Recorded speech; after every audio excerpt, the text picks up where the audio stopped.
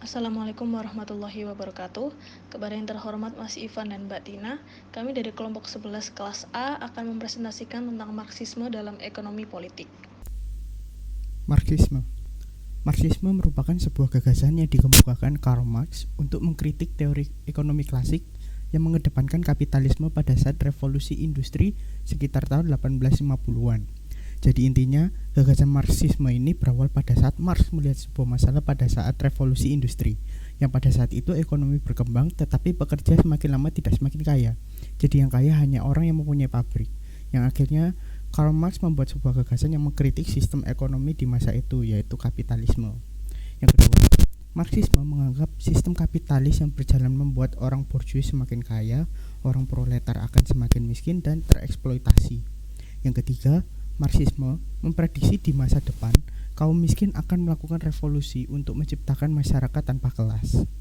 Kepentingan material dan kelas ekonomi.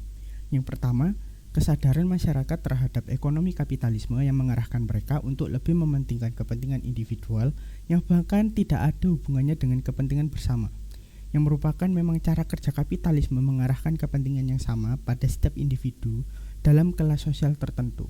Jadi hal ini terjadi sebelum adanya kelas yang teratur secara politik. Masyarakat didorong untuk mengutamakan kepentingan individual. Dari sini, masyarakat menyadari bahwa mereka merupakan agen ekonomi yang terisolasi. Jadi hal ini tuh terjadi pada kelas sosial tertentu, yaitu kelas sosial proletar. Dan yang kedua, banyak individu yang menyadari kondisi dan tujuan yang sama, membuat transisi dari kepentingan materi jadi kepentingan politik. Masyarakat mulai menyadari kondisi perekonomian kapitalis yang semakin lama tidak berjalan sesuai keinginan masyarakat. Mereka akan melakukan transisi yang awalnya menjadi kepentingan individual jadi kepentingan kelas, dan mereka juga akan memasukkan agenda politik dalam perekonomian ini. Dari hal yang kita jelaskan tadi, transisi dari kepentingan material ke kepentingan politik ini akhirnya diterima oleh kaum yang tujuannya hanya kepentingan ekonomi. Akhirnya masyarakat setuju untuk pindah dari kepentingan ekonomi ke kepentingan politik, yaitu akhirnya ada aspek-aspek penting transisi dari kepentingan material menjadi tindakan politik. Yang pertama, kepentingan muncul dalam struktur produksi. Yang kedua, kepentingan individu dapat dimengerti jika kita mengerti kelas atau kelompok individu tersebut. Yang ketiga, kepentingan kelas yang bertolak belakang. Yang keempat, kepentingan kelas yang muncul dalam produksi menjadi kepentingan politik yang terlibat dalam perebutan kekuasaan negara. Argumen Marx. Marx membuat argumen yang menggambarkan tentang perbedaan antara kapitalis dan buruh. Jadi yang pertama, buruh yang semakin menguat dan pembatas antara buruh dan kapitalis yang semakin tebal. Jadi dengan menguatnya buruh ini akan berjalan seiring jalannya waktu. Hal ini juga terjadi pada kaum kapitalis yang semakin lama semakin kaya. Dan hal ini menyebabkan kesenjangan terhadap buruh karena kesempatan buruh untuk menjadi kapitalis akan semakin kecil. Yang kedua, yang bisa bertindak seperti kapitalis dengan yang tidak bisa bertindak seperti kapitalis. Jadi kesimpulan argumen ini yaitu siapa yang dapat bertindak seperti kapitalis, maka mereka akan dengan mudahnya dapat menentukan kelas sosial mereka.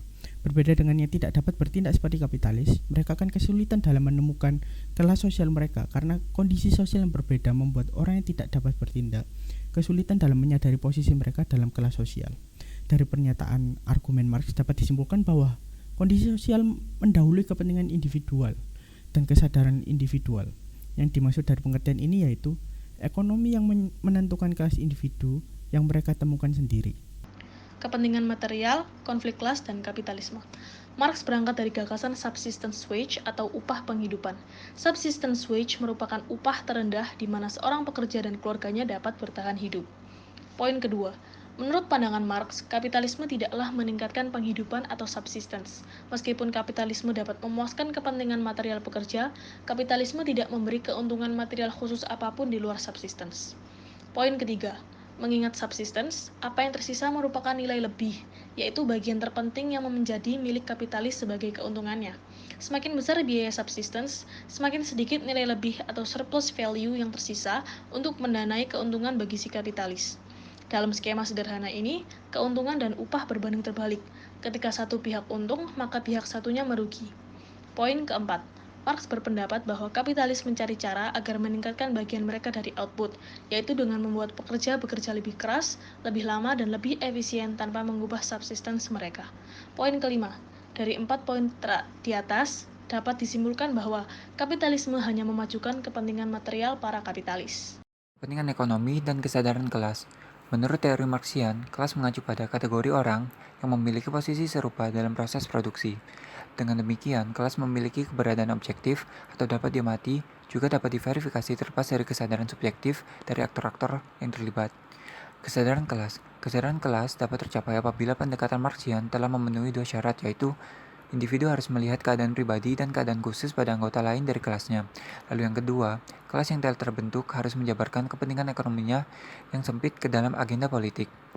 Seiring dengan perkembangannya, teori Marxian menghasilkan dua dimensi, yaitu Marx mengungkapkan karakteristik kondisi ekonomi objektif kelas yang menyediakan isi kesadaran politiknya. Kedua, ini menentukan agen politik untuk mengartikulasikan kesadaran tersirat atau diperhitungkan. Lalu ada kelas buruh. Dua karakteristik dari kondisi ekonomi buruh yang menjadi dasar untuk membangun kesadaran kelas yaitu ada satu, perampasan dan juga dua, kolektivasi. Dinamika ekonomi kapitalis, bagaimana yang dipahami Marx, dan menunjukkan bagaimana dia menyimpulkan kecenderungan penyamarataan pekerja ke arah standar hidup yang telah mereka tentukan. Lalu ada kelas kapitalis. Setiap kapitalis mempunyai dua jenis kepentingan, yaitu kepentingan pada kekayaan atau kepentingan individu. Yang kedua, kepentingan pada keamanan sistem sosial. Kepentingan ekonomi dan politik. Untuk membuktikan bahwa cara kerja dari perekonomian kapitalis membawa dampak politik, Marx mengajukan kritik terhadap pandangan klasik tentang pasar yang meregulasi dirinya sendiri. Dia melakukan kritik ini bukan dengan tujuan untuk membenarkan konsep kapitalisme yang dikendalikan negara, melainkan dengan tujuan untuk menunjukkan bahwa kapitalisme tidak dapat bertahan hidup dalam waktu yang lama.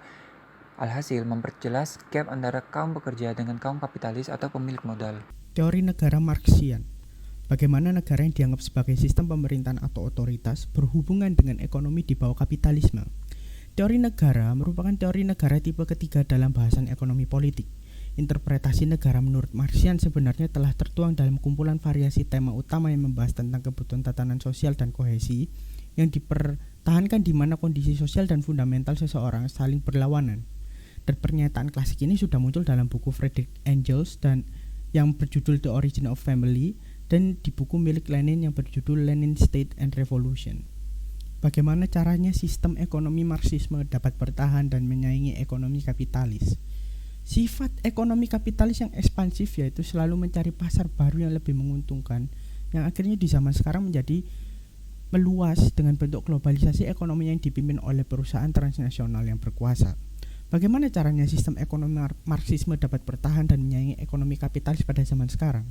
Sebenarnya memang sulit sistem ekonomi Marxisme ini bisa menyaingi kapitalisme karena pemilik modal yang akan lebih condong ke kapitalisme karena lebih menguntungkan bagi pemilik modal. Selain itu, praktek ekonomi Marxisme ini sudah banyak negara yang gagal karena implementasinya yang tidak sesuai jalur, sifat pemimpin yang berbeda-beda. Tetapi cara yang lebih efektif yaitu melakukan sistem ekonomi campuran atau memodifikasi sistem ekonomi, di mana ekonomi Marxisme dan ekonomi kapitalisme ini digabungkan, dan sistem ekonomi ini telah dijalankan banyak negara seperti Cina, Rusia, India, dan Indonesia, dan banyak negara lain yang sudah menggunakan sistem ekonomi ini. Sekian dari kelompok kami, terima kasih telah meluangkan waktunya untuk menonton. Semoga bermanfaat. Wassalamualaikum warahmatullahi wabarakatuh.